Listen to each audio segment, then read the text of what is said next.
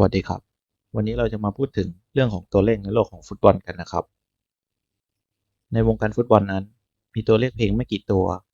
ที่มีความหมายมากกว่าการเป็นแค่ตัวเลขหรือเป็นเพียงแค่เบอร์เสื้อที่อยู่ด้านหลังของเสื้อบางครั้งมันให้ความรู้สึกว่ามันเกินกว่าคำว่ากีฬาไปแล้วและบางครั้งมันก็ทำให้ผู้เล่นที่สวมใส่มันแสดงความยิ่งใหญ่อย่างแท้จริงออกมาซึ่งถ้าจะยกตัวอย่างก็น่าจะเป็นหมายเลข10ของเปเล่หรือวาลาโดน่า หมายเลข9ของโรนัลโดนาซาริโอหรือโรนัลโดอาร์ไนน์หมายเลขของพวกเขาเหล่านี้มันเป็นสัญลักษณ์ที่เป็นเครื่องหมายการค้าอย่างแท้จริงและกลายมาเป็นตำนานที่ผู้คนพูดถึงจนถึงทุกวันนี้แต่สำหรับที่แมนเชสเตอร์ยูไนเต็ดหมายเลข7ของพวกเขานั้นมีความแตกต่างออกไปมันเป็นมากกว่าแค่ตัวเลขมีชื่อของนักเตะมากมายที่เป็นสัญลักษณ์ได้ถูกสวมลงบนเสื้อของแมนเชสเตอร์ยูไนเต็ดแต่ในบางครั้งก็มีนักเตะบางคน ที่จารึกตัวเองลงในหน้าประวัติศาสตร์ของสโมสรพร้อมกับหมายเลขเพียงหมายเลขเดียวนั่นก็คือหมายเลข7แมนเชสเตอร์ยูไนเต็ด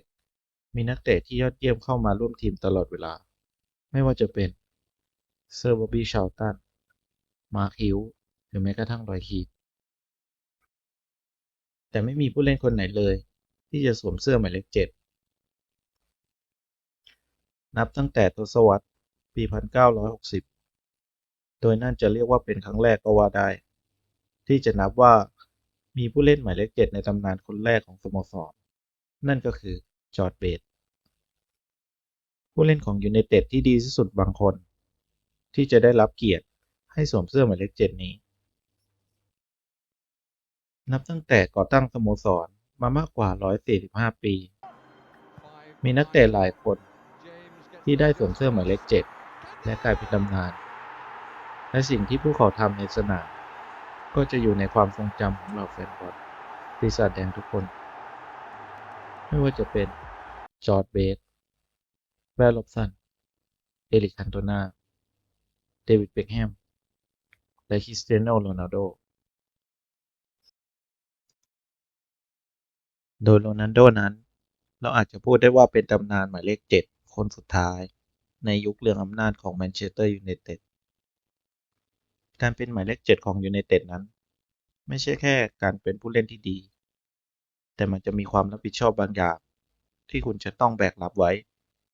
ในการเป็นตัวแทนของสโมสรที่ยิ่งใหญ่แห่งนี้พร้อมกับหมายเลขที่เป็นดั่งสัญลักษณ์ของสโมสรความเฉลียวฉลาด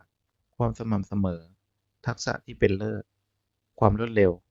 และการจบสกอร์ นี่คือคำที่ผุดขึ้นมาในใจเมื่อเราพูดถึงยูไนเต็ดแต่การสวมเสื้อหมายเลข7ที่เป็นสัญลักษณ์ของสโมสรนี้จะเป็นอย่างไรจอร์จเบสชายคนแรกผู้เป็นคนเปิดตำนานหมายเลข7ฮีโร่ผู้ทำประตูชัยในนัดชิงยูฟ่าแชมเปี้ยนลีกปี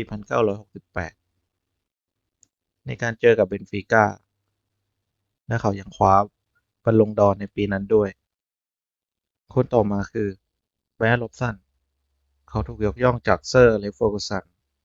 ว่าเป็นกัปตันทีมที่ดีที่สุดที่เขามีในช่วงที่เขาเป็นผู้จัดการทีมของแมนเชสเตอร์ยูไนเต็ดและมันง่ายที่จะเห็นว่าทำไมเขาถึงได้รับเสื้อหมายเลข7อันเป็นสัญลักษณ์ของสโมสรเขารู้ดีว่ามันหมายความถึงอะไรและพร้อมที่จะแบกรับความรับผิดชอบที่มาพร้อมกันลอปโปบอกว่าชื่อเสียงของผู้เล่นที่สวมเสื้อหมายเลข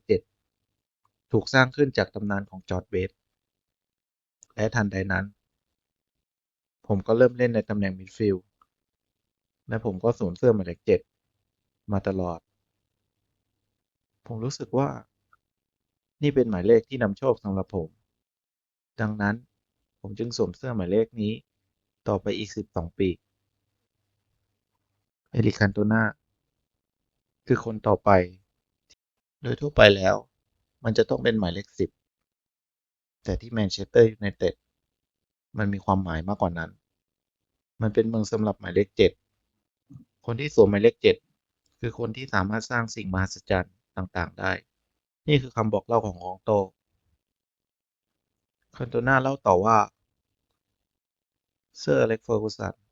ให้เบอร์นี้กับผมมันทำให้ผมรู้สึกว่าเหมือนเล่นบอลตามท้องถนนเหมือนผมเล่นบอลกับเพื่อนๆและเหล่าแฟนบอลก็ชอบนักเตะแบบนี้ในช่วงทศวรรษปี1997หลังจากการแขวนสตั๊ดของเอริกคันโตนาก็ไม่มีใครที่เหมาะสมพอจะก้าวเข้ามารับเสื้อหมายเลขเจ็ดได้มากเท่ากับเดวิดเบ็คแฮมหลังจากผ่านการฝึกฝนระดับเยาวชนและประสบความสำเร็จกับเพื่อนๆคาร์ดออฟ92เบ็คแฮมก็เหมือนถูกลิขิตไว้เพื่อให้ก้าวมาแบกรับความยิ่งใหญ่ดังนั้นจึงเป็นเรื่องธรรมดาที่หมายเลขเจ็ดจะเป็นของเขาในที่สุดผมเป็นแฟนบอลแมนเชสเตอร์ยูไนเต็ดมาตั้งแต่อายุ4-5ขวบเท่าที่ผมจำได้และผมตระหนักอยู่เสมอว่าเสื้อหมายเลขเจ็ดนั้นมีความสำคัญแค่ไหนเบ็คแฮมอธิบายต่ออีกว่าเขาเพิ่งมีฤดูกาลที่ดีที่สุดในอาชีพของเขาหลังจากได้สวมเสื้อหมายเลข10และเขาได้รับโทรศัพท์จากเซอร์อเล็กซ์เฟอร์กูสันซึ่งได้อธิบายให้เขาฟังว่าเท็ดดี้เชอร์นิงแฮมกองหน้าคนใหม่ที่จะเข้ามาจะได้รับหมายเลขนั้นจากเขาหลังจากการฝึกซ้อมปีซีซั่นมาถึงเบ็คแฮมบอกอีกว่าผมได้รับเชิญเข้าไปในห้องทำงานของผู้จัดการทีม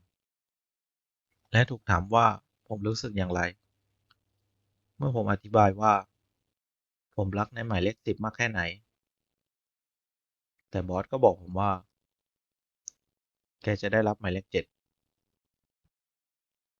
และเมื่อได้ยินอย่างนั้นเบ็คแฮมบอกว่าเขาคิดว่าเขาร้องไห้หลังจากนั้นเขาโทรหาพ่อเป็นคนแรกพ่อเป็นแฟนคลับของบ๊อบบี้ชาร์ลตันนั่นคือเหตุผลที่ชื่อกลางของเขาคือโรเบิร์ตพ่อยังเป็นแฟนบอลยูไนเต็ดพันธุ์แท้ดังนั้นการที่เขาซึ่งเป็นลูกชายและตอนนี้เล่นให้แมนเชสเตอร์ยูไนเต็ดต้องสวมเสื้อหมายเลข7ผมรู้ดีว่า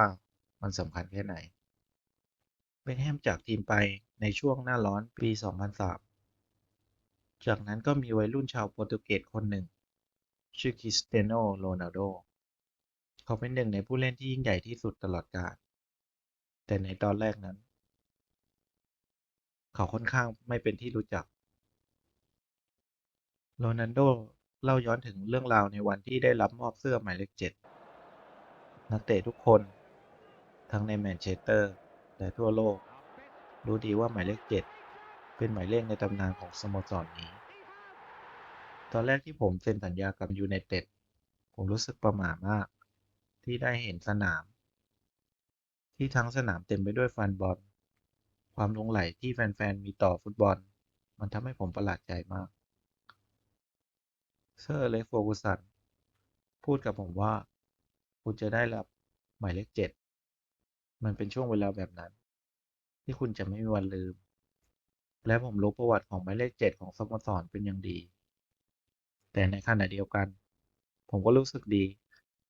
หลังจากผู้จัดการทีมที่มีประสบการณ์รู้ว่าผมเป็นผู้เล่นที่เหมาะสมที่จะสวมเสื้อตัวนี้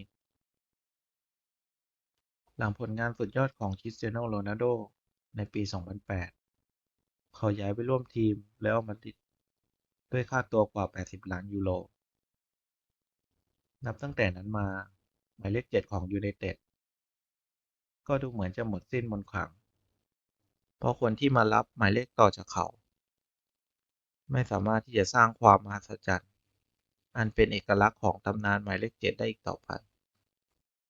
ไม่ว่าจะเป็นไมเคิลโอเว่นอันโตนิโอวาเลนเซียอังเคลดิมาเรียเมมฟิสเดปาย